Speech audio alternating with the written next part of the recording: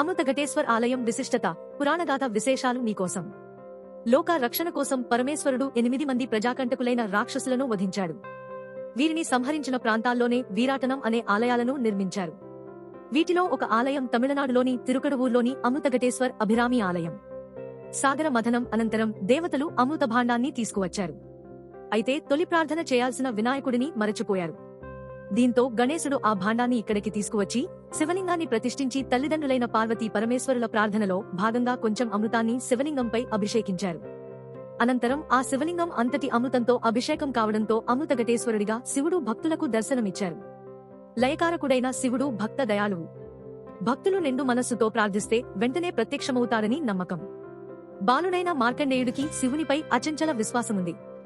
బాలుడిగా ఉన్న సమయంలోనే మార్కండేయుడి ఆయుషు తీరిపోవడంతో యమధర్మరాజు యమపాశాన్ని విసురుతాడు. మార్కండేయుడు అమృతఘట లింగాన్ని పట్టుకోగా శివుడు యమపాశాన్ని వేయవద్దని యముడిని ఆదేశిస్తాడు. అయితే యముడు తన మొండితనంతో పాసం విసరగా భక్తజన బాంధవుడు రౌద్రంగా మారి యముడిని పాదాలతో తొక్కిపెడతాడు. అనంతరం యముడి అభ్యర్థనతో వదిలివేస్తాడు. మార్కండేయుడిని చిరంజీవిగా జీవించాలని పార్వతీపతి వరాన్ని ఇస్తాడు. యమపాశాన్ని తప్పించినందుకు శివుడిని భక్తులు పూజిస్తారు. సువిశాల ఆలయ ప్రాంగణం చోళవాస్తు రీతిలో నిర్మితమై ఉంటుంది. 11 ఎకరాల విస్తీర్ణంలో ఉన్న ఈ ఆలయ ప్రాంగణంలో పలు గోపురాలు, మండపాలు, అనేక కళారీతులు కనువిందు చేస్తుంటాయి. సాధారణంగా ఆలయంలో ఒక పుష్కరిణి ఉంటుంది. ఇక్కడ మాత్రం పలు పుష్కరిణులు ఉండటం విశేషం. రాజరాజ చోళ, కురుత్తోంగ చోళ పాలనా కాలంలో ఆలయ నిర్మాణం జరిగినట్టు చారిత్రక ఆధారాలు తెలుపుతున్నాయి. ఆలయంలో షష్ఠి పూర్తి వేడుకలు నిర్వహిస్తారు.